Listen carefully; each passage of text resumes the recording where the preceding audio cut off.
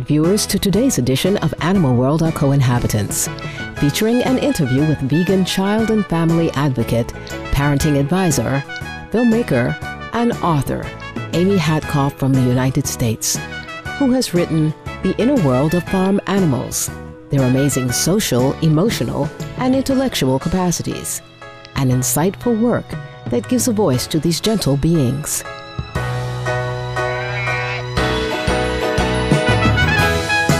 The book, which presents facts and anecdotes about our beautiful farm animal friends, has an introduction by renowned British primatologist Dr. Jane Goodall and an afterword by Wayne Porcelli, president of the respected animal welfare group, the Humane Society of the United States. Why did Ms. Hatkoff decide to write The Inner World of Farm Animals? Let's now find out. I was riding the bus in New York City and I looked up and I saw this sign. It depicted farm animals and mostly cows, and I saw their suffering, but at the same moment I saw their essence, and I had kind of an aha moment. It was like a lightning bolt had struck me, and I got this message that I had to speak for the farm animals in the way I've been trying to do for babies. So I got on the internet and I Googled and I put in farm animals and capacities, and then I put in pigs and emotions, or cows and intellect. And there was a tremendous amount of research documenting that farm animals were sentient beings with very complex intelligence, rich emotional lives, rich social lives. So I was able to follow this hunch and put the story together. Chickens are highly developed beings, and the extent of their intelligence is not appreciated by most people.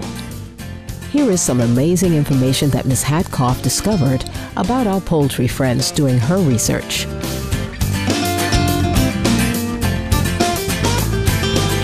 I think for me the most surprising was the information I learned about the chickens. First of all, the avian brain is structured very similarly to the human brain, and they process information the same way that we do. And there's research now that shows that the birds have the cognitive capacities equivalent to those of primates.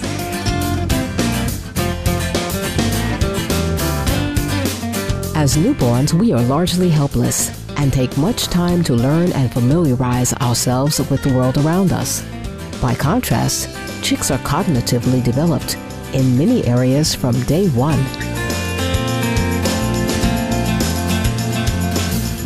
I had a friend who just had a baby, and I was telling her that chickens right from birth have something called object permanence. That's something that a human baby doesn't have. They used to think it was 8 months, now they think it's maybe as early as 4 or 5 months.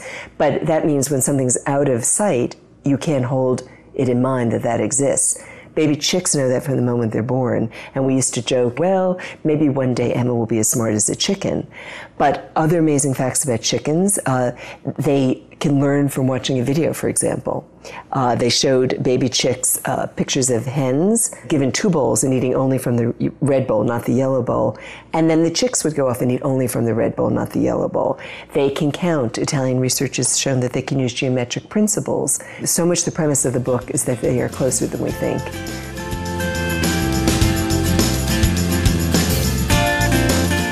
Aside from their cleverness, chickens, turkeys, and other poultry are feeling beings.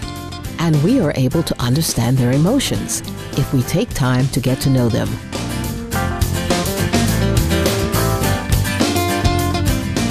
When I went to visit a sanctuary, somebody put a blind chicken in my arm, and I was petting that chicken. I never thought you could hold a chicken and stroke a chicken, and the chicken did just what my cats used to do. She nuzzled her little face into the crook of my elbow and started to purr. And I'm sitting there petting a chicken. I mean, as a city person, this was incredibly surprising. The turkeys followed me. They sat on the grass with me. They let me stroke their feathers as I went to meet the other animals in the shelter. The very rich, emotional, communicative capacities of these animals I found extraordinarily surprising. Some say that the deepest love is between mother and child. This profound connection is found both in the human and animal world. I want to just read a quote by this man, Joseph Stuckey, who's in Saskatchewan. Is it love? When we see examples of maternal behavior in people, we simply see it as a strong example of the bond we call love. When we see the same kind of behavior in any other mammal, we credit that to evolution, and we leave out and deny the fact that they might love their offspring, when in fact I can't see any difference. And that goes with the expression here with the cows speaking about how we love our children and how excruciating it is for them to be separated. So I think if you ask anybody who knows animals, they will tell you that it is love, and they see that love, and that they can love more purely in the same way that we would say your dogs love you or your cats love you. The same thing is happening with these animals.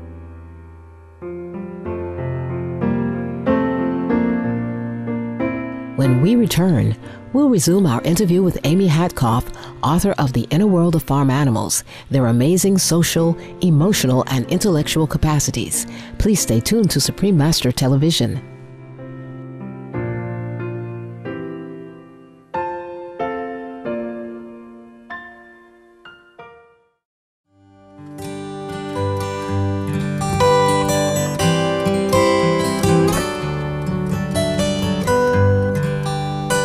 I think you feel in your heart that these animals are beings. Even though it's so easy not to think or experience farm animals because we don't have access to them. They're really the forgotten ones, the ones tucked away.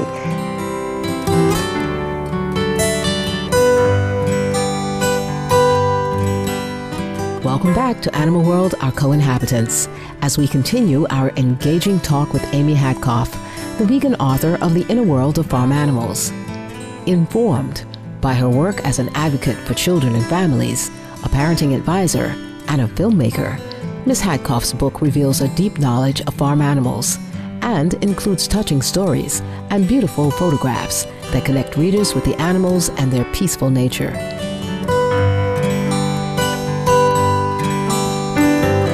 So what would you say that sentient means? Sentience really refers to feeling and awareness, that you're aware of what is happening to you, you're aware of what's happening to your body, you're aware of how your body feels, you're aware of what's happening to others around you. It's having an awareness. And that really is kind of counter to what we often think. I think we feel that way about our dogs and cats, but I think we don't often think that a farm animal, for example, has a wide range of those feelings, and as well as the cognitive capacities and the emotional capacities. Cows got excited when they solve problems. They form friendships with small groups of people. They live by moral codes. They're very altruistic. If a friend of theirs seems to be upset, a cow will learn less rapidly. They will eat less. They will groom that animal. They have a great deal of really kind of empathy towards their fellow bovines. It's beautiful. And pigs can learn to play video games on the computer.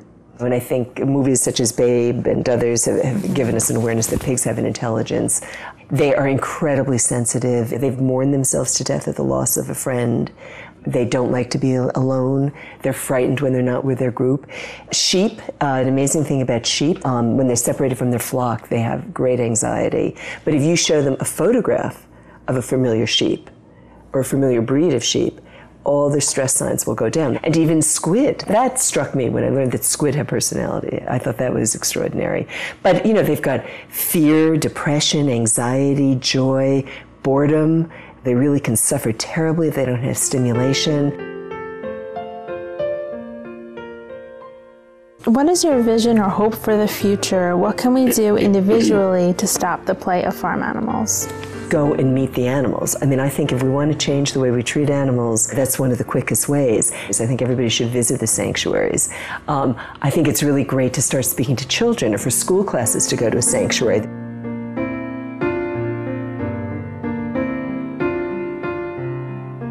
Ms. Hatkoff also believes the adoption of the vegan diet is key to changing how farm animals are perceived by society.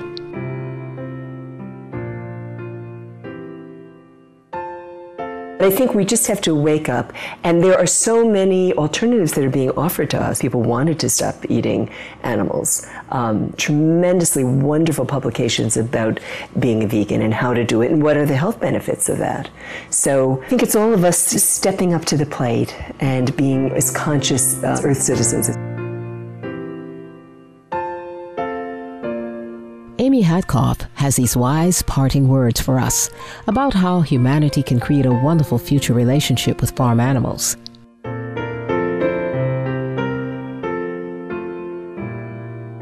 And I think if we want to make changes in this right now, there is a tipping point. And I just read the other day, and children becoming vegetarians. I forget the numbers, but very high numbers. So I think how society can change awareness, I think that it's all there, it's all in front of us. I think we have to be receptive, step back, take a breath, keep on envisioning how can this world be better, safer, more humane, more supportive, more peaceful to everybody. When we're peaceful to one person, that peace has a lot of ripples. So we're all going to benefit. It's all going to come back to us. But we're really at a tipping point, too, with the safety of our planet. So making a change with regard to factory farming would be one of the biggest impacts to protect us from global warming.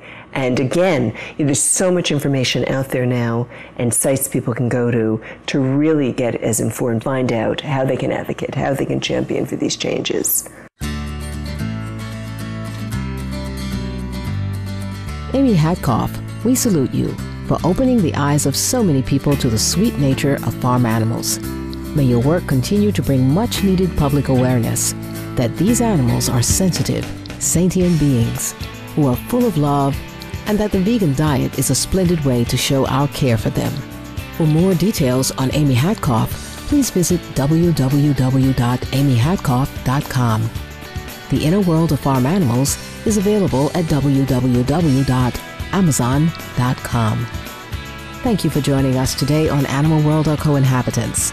Up next is enlightening entertainment after noteworthy news. May the true love within move you to the highest state of being. For more details, please visit www.suprememastertv.com/AW